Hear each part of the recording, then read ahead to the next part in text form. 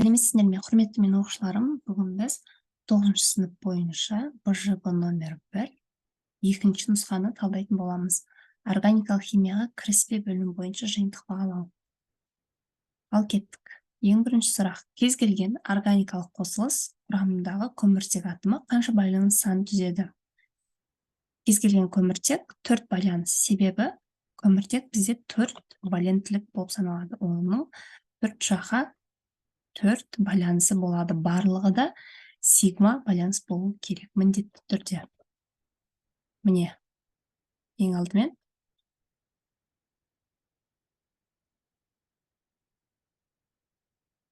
көміртек 1, 2, 3, 4 байланыс.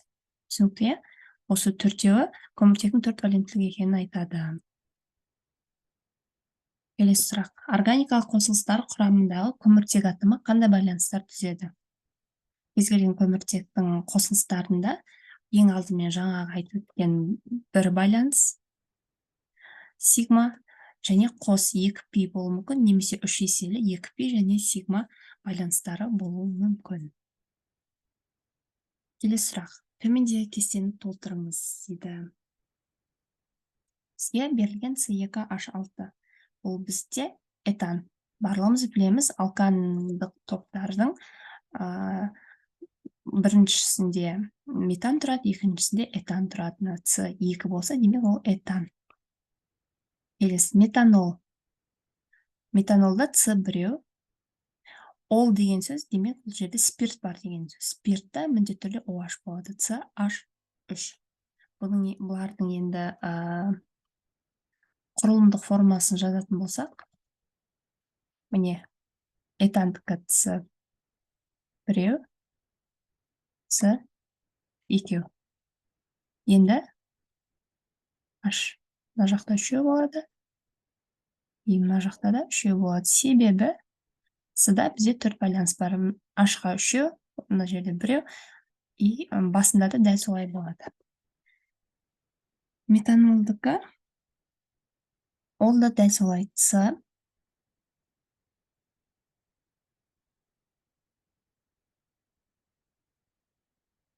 бір байланыс және OH. Мына спирттік топ. Енді ол жерде H қанша? H мұнда 3 болады. Себебі бізге 3 байланыс жетіспей тұр. Келесі метаналь құмырсқа альдегид. Құмырсқа альдегидінде бізде міндетті түрде 2 байланыс болу керек. Қос пи байланысы, бұл сигманың үстіне пи байланысы қосылып кетеді. Сондықтан да CH2 болады да, о біреу ғана болып жазылады. Міне С. Байнан көрсетейін сіздерге. Міне, бірінші сутек, екінші сутек және 2 байланыс. Демек, көміртекте 1, 2, 3, 4 болып тұр. H-тан 2 болып тұр сутектен, және оттегінен 1 болып тұр. Бұл бізде құмырсқа альдегиді деп айта алынады. Құмырсқа қышқылы дәл осыған ұқсайды, бірақ қышқыл болғандықтан ол жерде OH болып кетеді. Сірке қышқылы. Сірке қышқылы бізде міне. Ода С2, С3 болады. Мен С1, С2-шісі, үшіншісінде С2 байланыс, қос байланыс, OH. Түсінікті, балалар. Мынау бізде қышқылдың қосымшасы.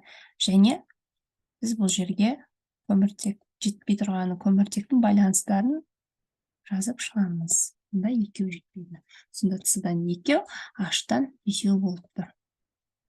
Түсінікті, осыны сіздер дұрыстап өздеріңізге әдемілеп жазып шығуларыңыз керек. Кеттік, әрі қарай. Органикалық қосылыстар атаулары мен олардың формулаларын сәйкестендіріңіздер.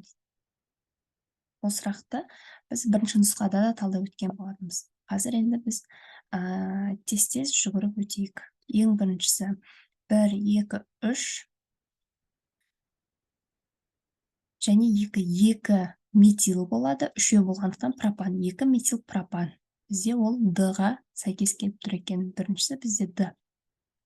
Екіншісі 1, 2, 3, 4, 5, 6. 6 болғандықтан бұл бізде гексан болады. Және 3, мына жерде этиловый группа бар. 3 этил гексан. Бұл бізде А жауабы екен. Келесі 1, 2, 3, 4, 5. 5 болғандықтан ол бізде пентан болады. Екінші орында метил, 2 метил бар. 2, 2 және 4 триметил пентан. Түсінікті? Төртіншісінде 6 көміртек бар екен. Ол бізде гексан болады. 2 метил, 4 этил, гексан. Түсінікті, балалар? Осылайынан сіздер былайынан карандашпен сызып шықсаңыздар да болады. Мысалы, мынау бізге Д, екіншісі А, үшіншісі Б, төртіншісі 2 метил, 4 этил гексан. Ол С болады деп, осылайынан карандашпен сызып шықсаңыздар да, немесе астындағы кестені толтырып шықсаңыздар да болады.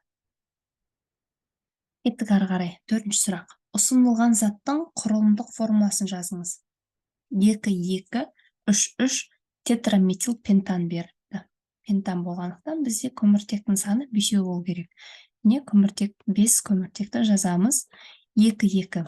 Екінші орында 2 метил бар, үшінші орында тағы да 2 метил бар. Міне біздің құрылымдық формуламыз дайын. Осы тапсырмада заттың 2 изомерін жазыңыз және оларды әуеппақ номенклатурасына сәйкес атын атаңыз дейді. Енді изомер дегеніміз бізде қанша көміртек саны бар және қанша сутек саны бар, сол басқа заттың санына тең болу керек. Мысалы, 3 метил, 3 этил гексан бірінші изомер ретінде алдым. Бұл жерде көміртектің саны 1, 2, 3, 4, 5, 6, 7, 8, 9. 9 көміртек және 20 сутек бар. Ол дәл жаңағы мына біздің мына формуладағы көміртек пен сутектің санына тең.